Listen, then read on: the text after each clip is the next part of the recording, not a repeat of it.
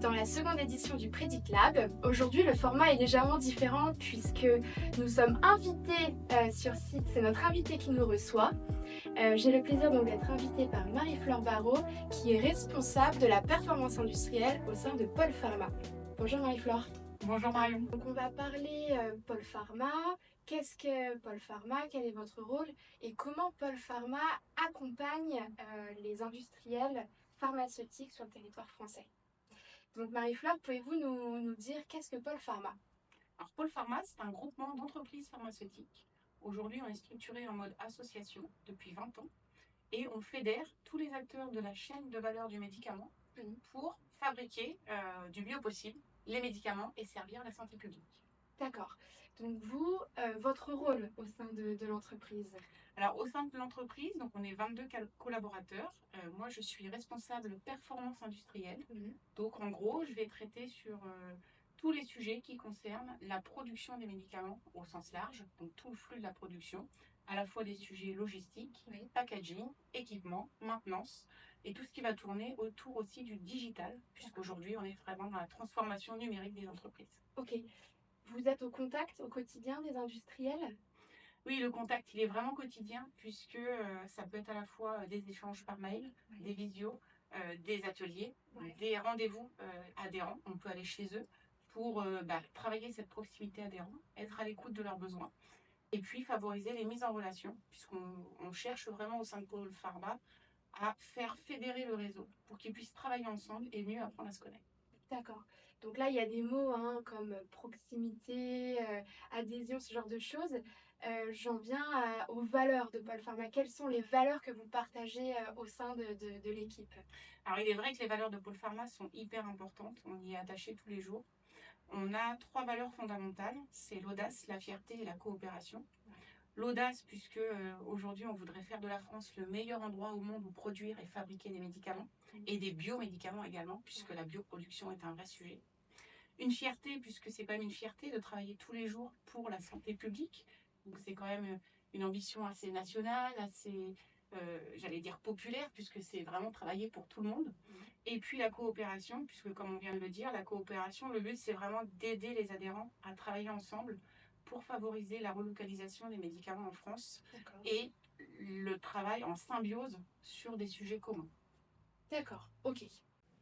Donc concrètement, comment vous accompagnez les acteurs dans l'amélioration de leur performance industrielle? Alors concrètement, en fait, Pôle Pharma anime tout au long de l'année un certain nombre d'événements pour les soutenir dans leurs projets, dans l'écoute de leurs besoins et pouvoir essayer d'y répondre. En fait, l'idée, c'est qu'en faisant partie de Pôle Pharma, c'est d'essayer de leur permettre d'élargir leur réseau, de pouvoir accélérer le déroulement de leurs projets et d'accroître la performance et le succès de réussite sur leurs projets.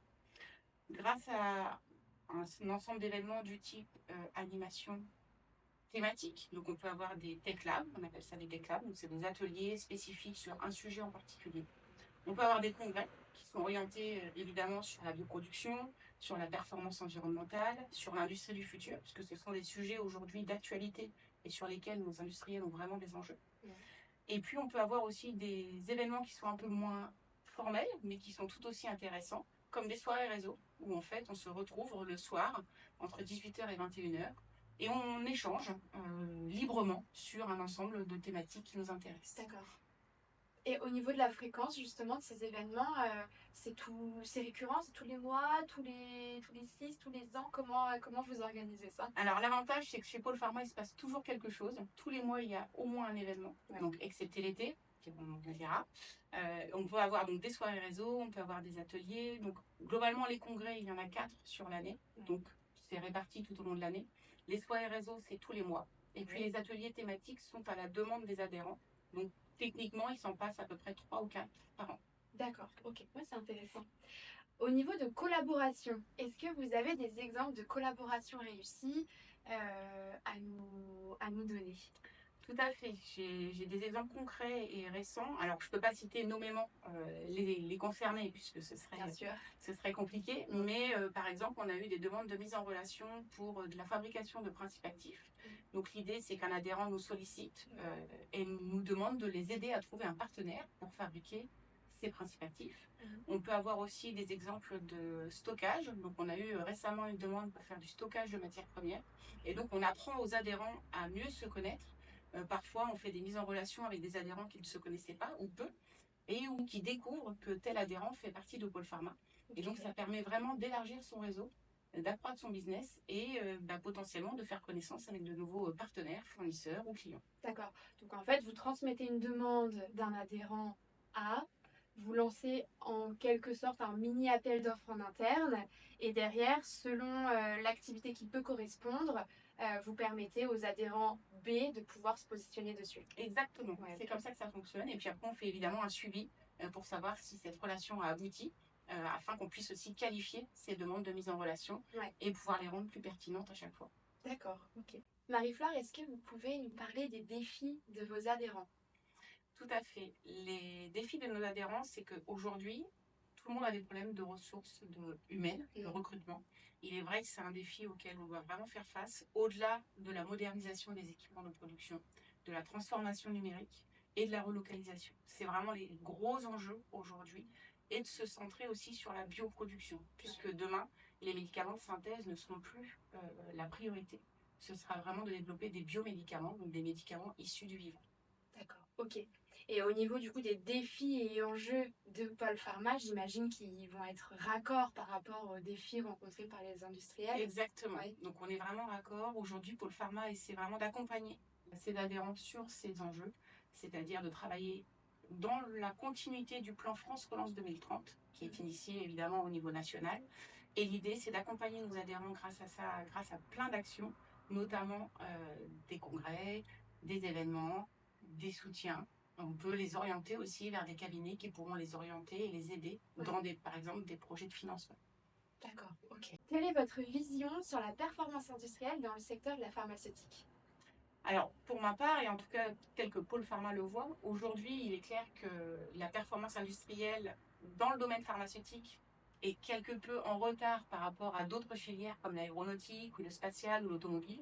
Ça, c'est clair.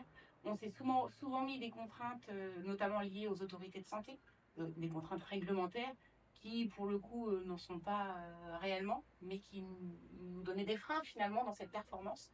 Aujourd'hui, et il est vrai que grâce aux derniers événements qui ont eu lieu, comme la crise Covid ou les dernières guerres, euh, on a l'impression au sein de Pôle Pharma, malgré tout, que l'industrie pharmaceutique s'est réellement réveillée pour prendre un coup de pied dans la partie performance industrielle et vraiment mettre les bouchées doubles.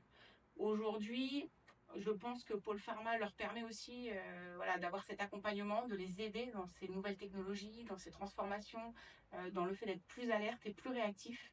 Donc on essaie vraiment de les accompagner. Cette performance, malgré le retard qu'elle a pris, avance. Après, évidemment, en fonction de la taille des sociétés, de la maturité des différents sites et puis de l'engagement des directions, parce que c'est aussi super important.